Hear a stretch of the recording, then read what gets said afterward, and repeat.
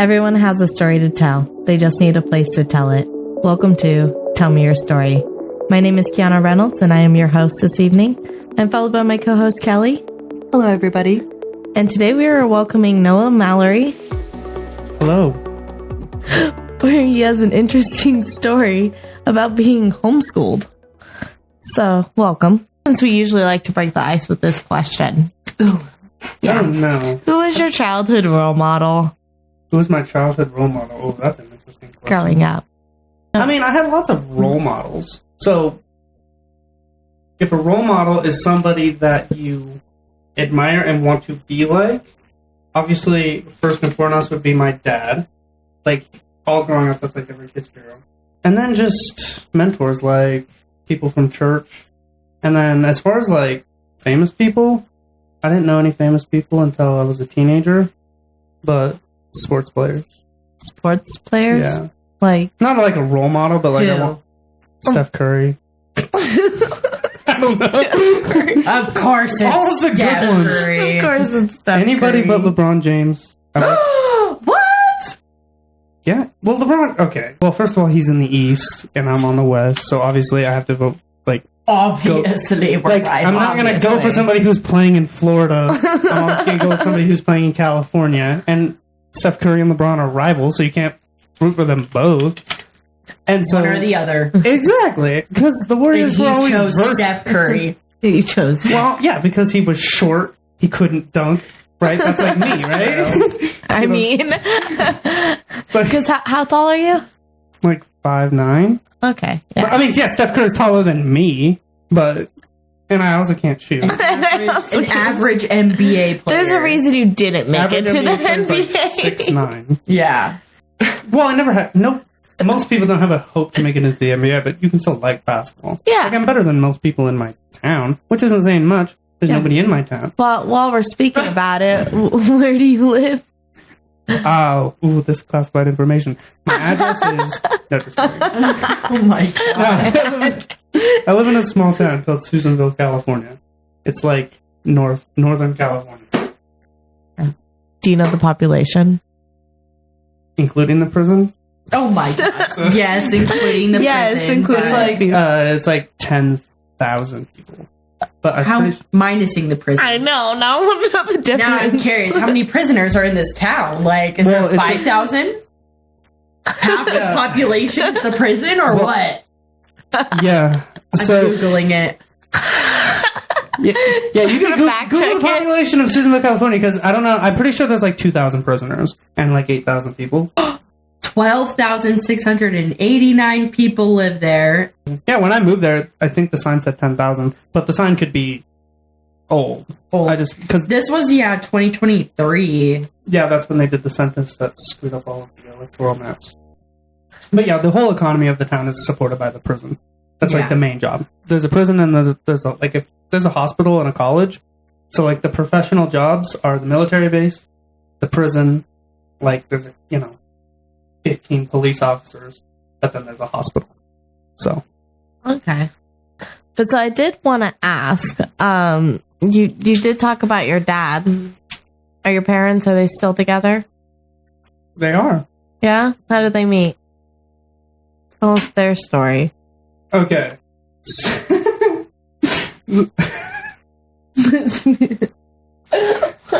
So this is secondhand. I wasn't there. But the story goes, so my dad had kind of a crazy childhood. My mom had kind of like, I don't know. My mom's parents were separated for most of her childhood, but she had like a really good mom who like kept the family together. It was really good. And my grandpa actually came back after like 20 years, but that was after my mom grew up. But anyway, so my grandparents are back together now, but they were separated for most of my mom's childhood.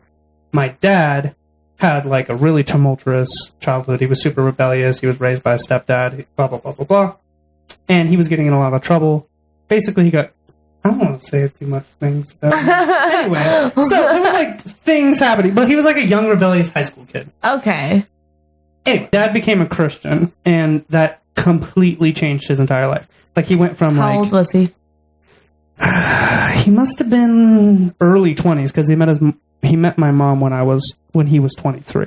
Okay. So anyway, early 20s. So he was doing a lot of missions trips and anyway, so they met at it was a car wash. I think it was like a car wash doing fundraising for a church or some ministry or something. And she was also there, and he asked her to go she was hungry, and he bought her Burger King, and then that was that. The rest is history. And the rest is history. Yeah. So, burger. My dad is the kind of guy my mom never would have gone with, but he became a Christian, and that changed his whole life. And then that allowed him to be in the type of situations that allowed him to meet women like my mom, who's one of the greatest women alive.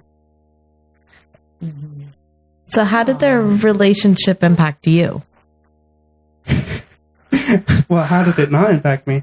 So the relationship of a mother and father is obviously the first relationship example that any child gets. So I think that there's a whole nature nurture debate, and I think that a lot of people ascribe to nature what is nurture, because nurture is nature. You can give me any child and I can give you any man. So the way that that's a quote from a philosopher, but anyway, the way that I was raised, name drop the philosopher. Well, it was actually a psychologist. The philanthropist. He wasn't a. I bet he calls himself a fucking philanthropist. It wasn't philanthropist. And it wasn't Freud. It was. I don't like saying the word. I know. A philanthropist is like a billionaire who gives money away. That's not at all what I'm talking about. It's just a fun word to say. It is. Okay, Yeah. but who was the philosopher? I don't want to. It's somebody in the vein of Freud or Skinner, but it's not either of those people. Anybody who's listening to this, if you Google who said, "Give me any child and I can give you any man," he was a psychopath. But anyway, anyway, the way that a child is raised has a massive impact on who the person becomes. So I think how did they impact my life? The better thing is how did they not impact my life? Because everything about my worldview is shaped by Christianity, which was instilled by my parents. So I would say 100% everything that I think. I mean, I disagree now with my dad on a lot of things, but the way in which I view the world is through a certain lens, which was instilled by my parents from the time that I was an infant. It wasn't even a question. Yes. So I would say that they had a massive influence. Well, have you always been homeschooled? Did you ever go to public school? Once. Yes. When I was 15 and a half, I really wanted to get my driver's license. And it was it was some amount of money because you had to be a registered driver's instructor, and my mom didn't want to become a registered driver's instructor. It was weird. I don't know.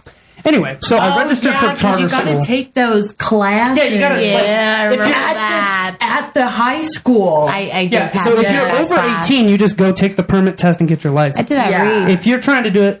If you're trying to do it at 16, you got to take some driver's ed course, which teaches you how not to drive, but that's beside the point. So I went to charter school for sophomore year of high school. Only. Yeah, so I would do the driver's ed course at charter school, and I took a math class and an English class because you had to take a certain amount of classes, whatever. And I did driver's ed. Do my basics, but no extracurricular activities here. Exactly. So junior year of high school, that's when I started college. So I would basically I was in high school, but not really because I was in college. The bridge. Yeah. So I started basically while I was still living at. Well, so you were getting dual credit, basically. Essentially, my mom actually signed me off to graduate when I was 16. That's why I started college and got my associates when I was 18. But my first time sitting in a classroom was college. Other students. Yes, because the charter school experience. The charter school did not have classrooms. You would just go there once a week. Your teacher would give you homework, and then you would turn it in. There was no classrooms in charter school. Explain the difference when it came to going into the first college classroom, for example. Going into the first college classroom, it was weird because I mean, obviously, I'd seen I'd seen like the ideas. No, it's okay. I'd seen like, you know, like it on TV, you know. Basically, I was expecting like TV. Like you get in there, classroom. But I liked it. I loved sitting in college classes. I was kind of intimidated, but I'm also a pretty like ambitious person. So I was like, oh yeah, I'm probably going to be great at this. Go in there, sit right at the front of the class, like all of that stuff. And most of my teachers liked me, except for one psychology teacher. But I still got an A in her class, which is crazy because nobody got an A in her class. But, like I was interacting with other kids because I went to like homeschool groups and stuff. There was like homeschooled groups. That's the thing. Yeah, like co-ops and stuff. Huh. Yeah, so like all the other homeschool lonely people that need to like they get together and have their study buddy I think that groups. is so cool. Yeah, yeah. So like, we do like co-ops. I mean, my parents still do it with my younger siblings. You go like, well, it's called like Thursday school, but it's like whatever. Thursday school is actually in a church, but you can rent out gyms and stuff. Homeschool co-ops. Every single town has homeschool co-ops, and it's just homeschool families. But like, okay, because everyone has a lot of kids. Like, this family has 5 kids, this family has 6 kids, this family has 2 kids. And you'll get like 30, 40, 50, 100 So it'll be kids. like a whole classroom, basically. Yeah, and they'll do classrooms. Like, we had like, I did that in like 8th, 9th grade. I went to co-op. And then when I was a small child back in my other town, we did homeschool co-ops. Like Team Basic is what it was called. And Motherload Home Educator. I mean, all kinds of homeschool co-ops my mom was involved in. Like, she would go to homeschool conventions in like Sacramento because she got her like conventions. What the heck? She got, like, it's like a whole thing. She got a degree in it. Did she get a degree? It's not a degree. It's some kind of certificate. It's some kind of like thing to make sure your homeschool can be registered with the state. Like, we had to do like state testing and stuff. Oh, okay. But you're not going to cheat and blah, blah, blah. Yeah, and I'm pretty sure that's like a California thing. I don't know if they even do it anymore because it's completely ridiculous that the government would ever be involved in education. It makes no sense. The point of the education system was... They have to be involved in everything. Don't you know this? Yeah. I do know this. But, like, the education system specifically is meant not to educate. So not to educate. That's I guess we can kind of attest for that. That's true. GBE, the General Board of Education, was founded in 1902 by business tycoons, by John Rockefeller. He spent $100 million in 1902, which is like $4 billion today. Yeah. And he started the Board of Education, and he was like a tycoon. He owned Standard Oil. I don't know. Yeah. And so, but it was a collaboration of him and people like Henry Ford and J.P. Morgan, these business executives who owned everything. I mean, obviously, they ran the entire economy. Henry Ford, like, ran all automobiles. Yeah. Obviously, J.P. Morgan, the banking system. Rockefeller, all gasoline and oil. And so, and J.P. Morgan, or John Rockefeller said, I want a country of workers, not thinkers. Like, in order for you to go out and make enough money to pay taxes, you need to be able to read, write, and do basic arithmetic. So you need to be able to like do simple math. You need to be able to read and write so that you can be a productive citizen, so you can go work in an accounting firm and make enough money to pay taxes to fund all of the stuff they need you to fund. So they wanted you to be literate, but they did not want you to be a thinker. So they created the education system in order to educate you in the way that you were supposed to be educated in order to go out and get a job. And that's what it is today. Even in school, they'll teach you, like, you need to do this, and you need to do that, and then you need to do this. That way you can go out and you can get a job and you can pay us a bunch of taxes. Facts. So it's not... I can quote a few teachers. When it comes to education, you have to figure out what it is. And what it's ordered towards, like what the goal of education is. If the goal of education is to get you to know enough to like read and write, it's like, okay, I can read and write, but why? Like, why do anything? What's the point of life? Yeah. Essentially, you want to allow kids to do things that they're interested in, because the things that they're interested in, they'll focus on for longer amounts of time. And that was what was really good about my childhood, when I was like, I went through phases where like, I'm really interested in dinosaurs. So I learned everything there was to know about dinosaurs, everything there was to know about natural history. My mom was like, okay, you're interested in this? Okay, we'll get you books about this. We'll get you audiobooks about this. We'll get you learning materials about this. And I was very interested in it. So to this day, I know so much about fossil histories and the creation versus evolution was like a huge thing for me. Yeah. Because I was super interested, like, okay, dinosaur bones, how did they, create? And you need to have a good foundation. So, like, I'm not interested in learning math, so I'm just not going to do math. It's not like that. Like, no, you need to know a basic. But if you're not interested in math, you're going to do, like when I was in college, I knew I wasn't good at math. I didn't like math, so I'm not going to do engineering. Because I'm, like, I don't like it, and that's a career field that requires an insane amount of math, and I'm not good at it. I don't think I would make a very good engineer. But I'm really creative, and if I was going to get my master's degree, I would get it in English because it's something that has to do with reading a lot of books and writing a lot of essays, and that's what I'm really interested in. That's why I got a degree in psychology, too. Not that I want to become a therapist, but it was just something that interested me, and I was like, okay, well, I'll just get a degree in psychology because this is really interesting. And so I'd read a lot of psychology books, and I got a degree in psychology. And if it's free, so, like, I was able to go to community college for free. If it's free, I think college, so like a lot of people say college is a waste of time, and I think largely it is a waste of time, but if it's something you're interested in and it's not going to put you in debt, it is good to have organized structure. So like I'm interested in psychology, I will get a psychology degree. I wouldn't suggest going $100,000 in debt for that, but if you can get financial aid, go to community college where it's super cheap to take classes, like $40 a unit or whatever. It is good to have a structure to correctly study the things that you're interested in. And if you're raised in a kind of like a bubble like I was, my worldview wasn't super challenged, but I learned a lot about what I thought was true so that when my views were challenged, I was able to combat it.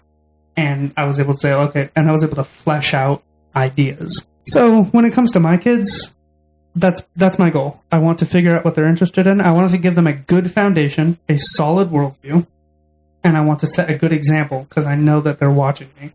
So I want to order my life as best as I can to set the best example possible for them. And then I want to figure out what they're interested in. I want to make sure they have a good foundation.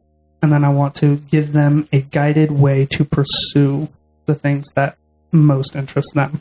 I think there's educational advantages and disadvantages to homeschooling, but what would you say the disadvantages are?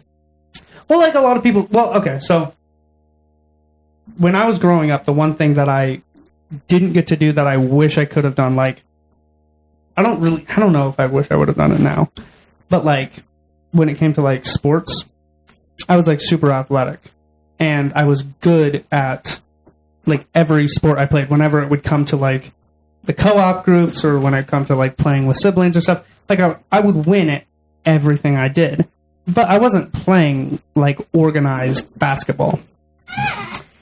But like I would play against people at the park who like, I play basketball at my school, and I would just destroy them. And I'm like, the heck? This is how good you have to be to play at school? And so, like, I would ask my mom, like, I want to play sports, but she was like, you can't because you don't go to school, and we're not sending you to school. And so I was like, I wish I could do that. And then the first time I actually got to play organized sports was in college, and I'm not good enough for college because you have people transferring from out of state, and or they have actually played with multiple. Well, obviously they've been playing since 8th grade. 4 years. They've been playing since 8th grade, and they're transferring from Chicago, or they're transferring to Lassen College to play basketball because they weren't quite good enough to play basketball for UCLA or whatever. But they Chicago, Detroit. Wait, what is it? The Bulls. The Bulls? Yeah. Chicago? Isn't that the basketball? Bulls? Yeah, Chicago yeah. That's the basketball team there. They weren't that level, but they were tall, they could dunk, they were very organized, they knew like the play calls and stuff like that. And you haven't been practicing like that. Right, exactly. So I wasn't good enough. Training. I wasn't good enough for college. So I signed up for it, I tried out, and I was good enough to like, basically sit on the bench and like I would work out with them, but I wasn't like playing in games because I just wasn't good enough. Which is fine. Bench. Like I'm not like that's the thing. Like I would be really good in Lassen College or Lassen High School, but I wasn't able to play in college. Which is fine. I'm over it now, but when I was 15, I really wanted to play sports. And so that's a kind of a disadvantage. And a lot of people say, like, oh, but you're not socialized. Oh, you don't have any friends. Yeah, speaking of, you do say something about siblings. So how many siblings do you have? A lot. Wait, let me get it. No, just kidding. I have 9 siblings. So there's 9? 10 altogether. There's right? 10 altogether. Yes. So how Dang. Yeah. That's so many. right? How old? How old? Do you want me to name all of them? Yes, Like, what's I the want to age hear range? So my parents had one kid every 2 years for 20 years. So it's basically that on average. Damn. One kid. Oh, sorry. So I have a 20. So I have a 27-year-old sister and and how a old were you? 7-year-old brother. So it's like 20 years, 10 kids. So on average, one every 2 years. Some of them are like 18 months. Some of them are 3 years. But on average, it's one every 2 years. Wow. I mean, when you have kids over 2 decades, you're going to have, like, I'm 20 years older than one of my brothers, and I'm 2 years younger, and I got a sister who's 3 years younger than me, and a brother who's 5, 6 years younger than me. So, like, the youngin' ones play with, like, your kids, for example. Yeah, exactly. So, but that's growing. good. So, like, homeschooling, like, when it comes to socialization, maybe that's what it is. Like, I'm not super socially awkward, although I'm not, I guess I'm kind of socially awkward. You are definitely socially awkward. But, like, I'm not anxious. I'm not socially anxious. But I think that, like, I don't know, because I've seen some homeschool kids that, like, don't want to go out in public because they're, like, scared That's so of, true. like, and I'm like, and I've never had that problem. Like introverted. You're definitely not introverted, but you are awkward. See? Like, yes, I agree. But you're fine though. Like you just got like a natural personality. It's okay. So are you gonna homeschool your kids? Is that your plan? I think the better question is, like, what do I plan to do? Oh, plan to do, yeah. Because how old are your children again? 4. So, Okay. like, preschool. So, like, I mean, my daughter's learning, like, the alphabet and learning, Bible verses that are very short and, like, early education. And early education is very... So, like, what do I do to homeschool is I try to teach them values, and I try to teach them, like, like how to behave, right? So It's not really homeschooling. It's not formal education, but I try to instill principles in my children that are going to better them throughout their lives. But as far as, like, formal education, that really starts around, 4, sure, but really around 5. I think, isn't it like when you go to public school, you start kindergarten at 5, right? Yeah. Right. So Eden's a year from that. So right now, when I drop my kids off, so when I go to work, my kids go with my parents, and, like, obviously they have a lot of young kids still, so they're integrated into my mom's. So basically, they're getting the same education that I got, basically from their grandma, my mom. She's homeschooling them alongside her kids. As they get older, education. So, like, right now, it's basically the foundation, like, learn the alphabet, learn, basic. Like how to count. Yeah, and as it goes, like, first grade, second grade, we'll start teaching them, like, how to read and how to write. And, these are the foundational things. These are the things that are going to give you the skills to learn, right? So you can't learn history without first learning to read. So I'm going to be very, like, when my kids are 13, right, I'm going to be very into teaching them how to, like, what books to read. I'm going to say, like, okay, you need, like, because I read all the time, and I'm actually getting a lot more of an education as an adult than I did. Oh, I agree. Than I did before. Like, I know more things post graduation. I agree. Because I'm very interested in learning. So as I read books, like, I've read books this year that I'm like, okay, when my son is 15, I'm going to make him read this book, and I'm going to make him write an essay about it, and I want to make sure he knows these things. So right now, they're just learning how to learn. And my parents are very involved in that. They're doing a really good job. And she's catching on very well. And Silas is, he's 2, right? So what do you really think? I know. But you absolutely probably couldn't do it in Reno. You know what I mean? Like, paying rent off of one income in Reno, I don't think that'd be possible. But maybe in, like, a small town. Like Susanville, for example. Pebbles. No, I don't know.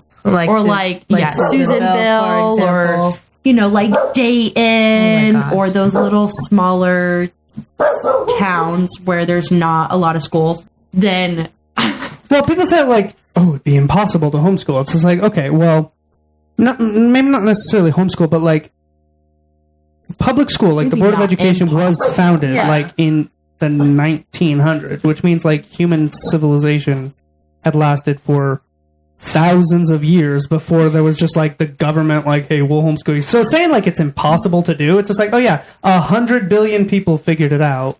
Like, so obviously, like it's not impossible to do. It's just we live in a kind of society that's first of all it stigmatizes. So what does your dad do for work? My dad is a business owner. Okay. So he does he runs a business. He runs. He's a business owner and runs a business. I hope so. These classified information needs more details. I was thinking about saying the name of the company. Actually, I guess I can. So he runs Sierra Pro Clean, and what they do is carpet cleaning, chimney sweep, and emergency flood repair all over. Well, actually, all over the West Coast now, but. It used to be Northern Nevada, California. The main base of operation is like Tahoe, California, Susanville. They come to Reno too, especially for flood repair. For flood repair, they'll go all over the West Coast. But when it comes to just like obviously like carpet cleaning, they just local. It's a local company. Okay, but it's dope. I'm assuming growing. It's family founded and and he did that my entire childhood growing up. So when I was very young, we lived in Tuolumne County, and we had my dad's business was very successful. He made, and maybe this is something that influenced me because he never went to college, and he made more money than your average doctor, right? He made a lot of money. We had like a 3-story house with multiple brand new cars, and it was like this kind of lifestyle that is, I was just like, why would I ever need to go to college? Like, we live in a mansion, and we have like 5 acres of property. And my dad never went to college. I was like, that sounds like a joke. But then I kind of got like kind of a shock because then the economy crashed. Because in 2008, when I was 8 years old, I didn't know any of this at the time, but basically what happened is basically the economy took a massive downturn for a whole host of reasons we won't get into. But basically business dried up for my dad. And so it became like super, super stressful for him because he tried to keep the company afloat, obviously. So there's like this process of my dad would work nonstop around the clock. Like he was a business owner, so that gives you a lot more freedom. And he had his office was in our house, like downstairs in the basement. But he would be in his office for 12 hours a day. And even when he wasn't in his office, he was working. He was on the phone. He was taking meetings because he didn't want to lay people off. He's just like, yeah, the economy's bad. The phone's not ringing.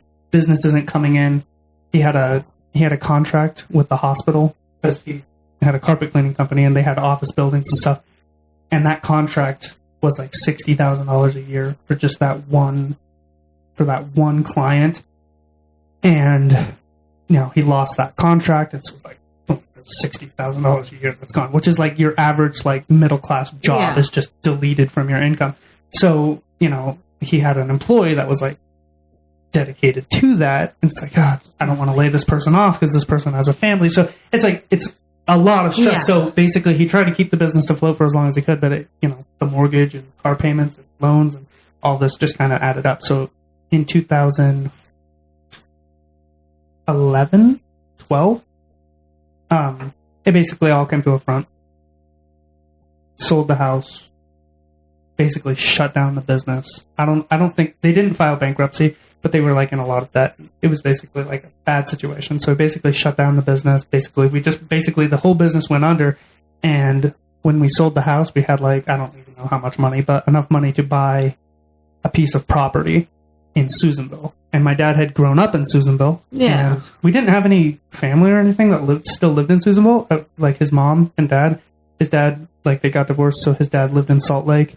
And his mom lived in Lone Pine. So like we didn't know anybody in Susanville. He had a friend that lived in Susanville, but other than that, we didn't have any extended family there. But my dad had grown up there. He knew the area. He was like, let's just buy property because it's like the cheapest place in California to live. And he knew it. So he literally bought the property on eBay, sight unseen, like on like an eBay auction.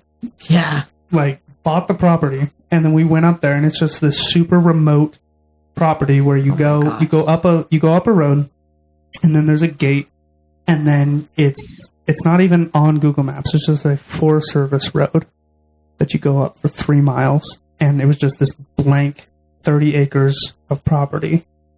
And like when they sold the house, they had enough money to buy the property and put up something like a house. Let's call it a house.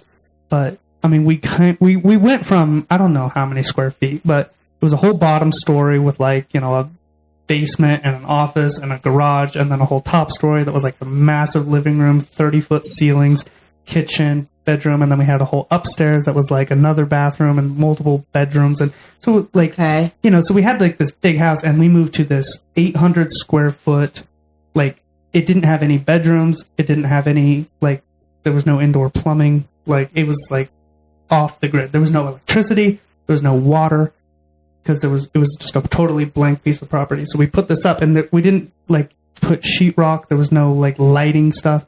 So we were like using generators and like, you know, lights that were like lamps and stuff to light it. And that's how we lived for a while. And as we progressed, we slowly like put like, you know, sheetrock and stuff into it. But so it was super small. It was like 800 square feet. And so like all of the kids were basically like took up the upstairs. My parents lived in a camp trailer outside, and then the downstairs was just this common area living room. So it was basically like 1800s lifestyle. Like we had goats, and we had like sheep. It's like Amish. Like Amish, but I mean, we still had like smartphones and stuff. And we had like a computer where we could like watch movies on. Siblings care about this other stuff, or is it just you? What do you mean care about this other stuff? Like, is it how you were raised? Yeah, none of my siblings watch SpongeBob. That's like a big thing. People, you've never seen SpongeBob? So it wasn't like... You could watch movies. What kind of movies did you watch? So by that time, I was like 13, 14. So we would watch like, I don't know, basic movies. Just anything. What's a basic movie for you? Just name one. So C.S. Lewis, great Christian author. I read Lord of the Rings. I read Narnia countless times growing up. I listened to them on audio all the time. So when they made like The Lion, the Witch, and the Wardrobe and those, we watched those movies because those were movies. And that was like our rule. Like I was allowed to watch Lord of the Rings when I was 13. And the rule was like, read the book, because my dad understood like the books are great literature and all that. So I read the book. Sure. And then when you read the book, you're allowed to watch the movie. So I wanted to watch the movie because I love the movie. And I loved the book too, but physically reading it, like the reason I first read it was to watch the movie. So I would read Narnia, and then if I read The Lion, the Witch, and the Wardrobe, I was able to watch the movie. If I read this book, I was able to watch the movie. As things went on, I would watch some movies as long as it wasn't like something rated R. Couldn't have any sex in it. Couldn't have any... You're very restricted. Yeah, it didn't seem restrictive, though. Maybe it was because I wasn't exposed to the outside world. And this is also true. When I would go to friends' house and they were allowed to, like, watch Transformers, I was like, what? You get to watch Transformers? And I was, like, 9 or something. And I watched Transformers when I was a small child, like, at a friend's house. And my dad was not happy. He's like, really? You let my son watch Transformers? Are you insane? Yeah, so I was not allowed to go to his house anymore. So it's like things like that. Because of Megan Fox. Yeah, probably. Yeah, exactly. But I don't see that like as a kid, you're like, oh, my parents don't let me watch Pirates of the Caribbean. But as an adult, I think oh, you had a terrible childhood. You couldn't watch Pirates of the Caribbean. Like, yeah, but like watching Pirates of the Caribbean is not going to make you a better person. It's not going to make your life any better. So it's not like you missed out on something that's vital to your upbringing. Like, nobody's like a better person because they watch Transformers. No. So it's like you had no childhood. It's like I had a great childhood. Like I wish everybody had my childhood, because all of my siblings, there was things that were difficult. Like, it was my dream. Literally, my dream was this is going to sound really stupid. But when I was growing up, my dream was to live in a house that had sheetrock on the walls. because I would go to other people's houses and be like, dude, they got freaking sheetrock on their walls. Like, it's a finished house. They have electricity and flowing water. What more can they ask for? And now I live in a house with sheetrock, and I have electricity, and I have a hot tub, and I live right in town. I can walk across the street to the grocery store. And multiple times I've thought about, like, dude, I should just move to the mountain. Like, if I was single and I didn't have to drive an hour to work, I would totally go. I would go back to my childhood in a heartbeat. Living off the grid. Yeah. That your parents are married. I want to know about your own relationship. Okay, so like my parents were very good at certain things, but there is different things, like, so as a parent now, looking back, and this is what everybody should do. Reflect on your childhood, and you're going to have good memories and bad memories. Yeah, you're going to have things that you think like, were, I would things love that you would to do different, things that you'd like to do similar. I think my parents did a lot of things right. They did a very good job. And they did some things that I would not do. So, and I think, now I don't want to put words in his mouth, but I think my dad had a idea that he would model a healthy relationship, and that we would just see that, and that's what we would do, because we were raised to treat women like as men, as the boys. We were raised to, because we had a lot of sisters, right? So we were taught, like, this is the way that you treat women, this is the way, and we would see how my dad treated we saw how my dad treated my mom, we saw how my mom treated my dad. We obviously were punished when we were mean to our sisters, things like that. So we were taught, and we were shown, like, a healthy way of living. But then my sisters were also raised a certain way, to where they behaved a certain way, and my mom, she lived her life in a certain way. Yeah. So as I was not very exposed to the outside world, I figured that there was two groups of people in the world. There was Christians, and they all behaved like me. They all thought the things that I thought, and that's just our community. And then there was the world, and that would be everybody else who's not Christians, and they're just hedonistic bad people. They're all going to go to hell. It's like the world is black and white. So I had this idea in my head that what you need to do is you need to find a Christian girl, because that's what my mom was, and my mom was great. But that was the only relationship I'd ever seen modeled. That's a little rude. Oh, she is great. But growing up, right? So, like, but you think, like, you're like, okay, so there's two groups of people. There's Christian, non-Christian. So I need to go find a Christian girl, and everything will be fine. And I basically had a vision of how things would be, and I thought it would work. But I didn't. It's like I had a lot of knowledge. I had zero experience. So when like, my dad never sat down and had a conversation about dating, about the birds sex, and the bees, nothing like that. None of that. Bees. So it was all just like you just move out, and you're just like in the world, and now you're just in the world, and you're just totally culture shocked. So what did they? These 10 kids, these 9 siblings, at least were not this taught. Is just for me. I don't know. My dad might look at me and be like, "Okay, I need to do something different with these." So you must not repopulate this world just with this one. So it's like, yeah, he's like, all right, round 2. Take 5. Take 7. Like, my brother's 6. He's got time to adjust. But no, seriously. I plan to do this a little differently.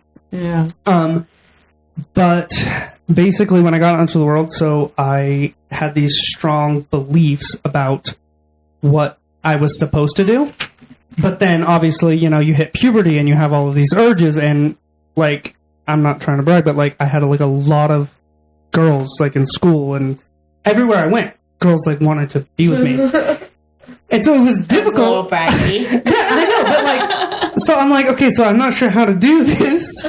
And so there's a verse in the Bible that says, it's better to get married young than to burn with lust. And I was definitely burning with lust. And so I basically rushed into finding somebody that, like, I was just like, okay, you know what? I just need to get married. And I decided that. And then I started just cycling through girls. And just like, I would go on like 2 dates. Nope, not that one. Go on another date, 2 dates. Nope, not that one. Because I didn't want anybody to fall in love with me until I found the one that I wanted to be with. And I found one that was a Christian girl who had a story similar to my dad's, right? She was a wild girl in high school. She did all this stuff, blah, blah, blah. And I thought, and then she's like, and then I became a Christian. Yeah, she was like, and then I became a Christian and my whole life changed. And I met her at a Christian camp and we were doing ministry together. So it's like, oh, this is similar to how my dad and my mom met. So we're like, this could work. Yeah. So it turns out it wasn't exactly the same. And also, like, I didn't understand, like, there's a big difference between a man and a woman. So, like, it's like my dad's, like, story. It just ended up being a lot different. So, we got married. We had 2 kids, and like, I'm not trying to talk bad about her, but basically, she felt that my way of living was not. She was raised very secular. Let me just say that, and she was. I'm gonna blame all of this on public school. She was raised public school, but like boarding school. So she didn't even go home to mom and dad. She lived at school. Oh. And so her whole life was shaped by public school. And it taught her that the world was a lot different than what I thought. So our worldviews didn't align. And I was an 18-year-old, 19 when I met, 20 when I got married, I think. So I was like really young and really stupid is all I can say. And like, it's not like nothing against her, but basically she wanted something different. And so it ended up not working out. So like if I had to redo life, or like when I give my children advice, I wouldn't suggest a man to get married much before 25, because it takes time you need to be out on your own. You need to learn how to provide for yourself very well, because that's the first step of responsibility, right? Because when you're growing up, you're fully dependent on your parents, and you start to take on little bits of responsibility, but then you really start taking on responsibility when you get a job and you're providing for yourself completely. You have changed anything about your childhood? No, you're not going to better your life by watching a lot of movies and stuff.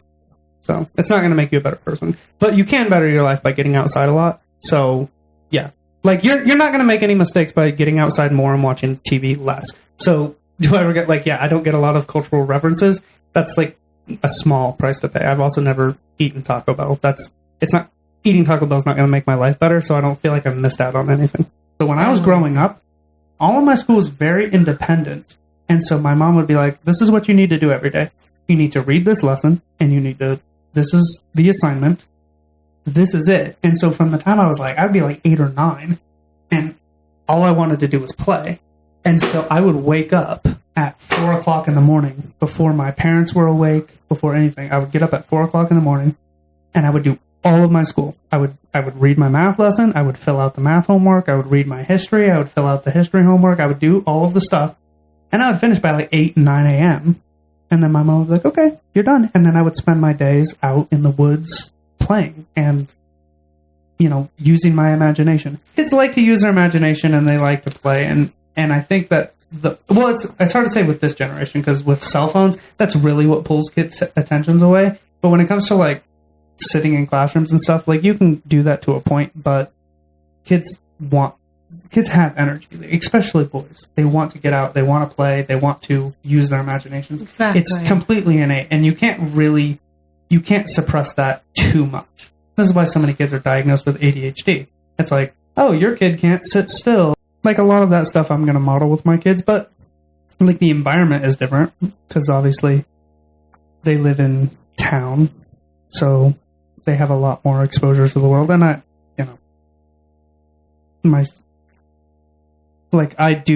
watch movies now, and I allow my kids to watch a lot more than I did when I was growing up.